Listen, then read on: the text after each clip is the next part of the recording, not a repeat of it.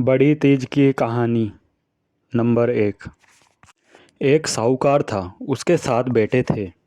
6 बहुओं के घर से तीज त्यौहार पर मिठाइयाँ और कपड़े आते थे। 7वीं के पियर में कोई नहीं था, इसलिए कुछ नहीं आता था। इसलिए देवर जेठानियाँ उसे ताने मारती थी।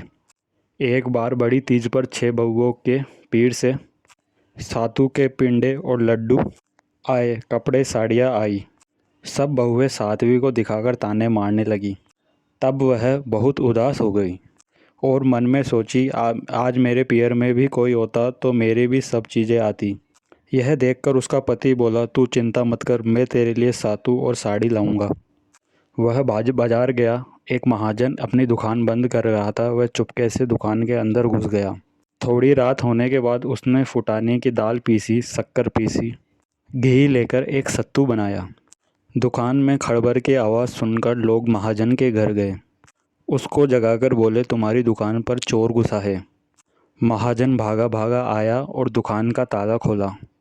महाजन ने दरवाज़ा खोलकर देखा तो उसने देखा एक बनिए का लड़का, एक सातू का पिंडा, 4 लड्डू, एक चुनरी की साड़ी बांधकर बैठा है। महाजन ने पूछा, तुम कौन हो? वह बोला, मैं चोर नहीं हूँ। मेरी पत्नी का पीहर नहीं है, उसके लिए मैं सातू का पिंडा और चुनरी और साड़ी लेकर जा रहा हूँ। मेरे भौजाइयों के पीहर से ये सब कुछ बहुत सारा आया है और मेरी पत्नी के पीहर में कोई नहीं होने से कुछ नहीं आया है।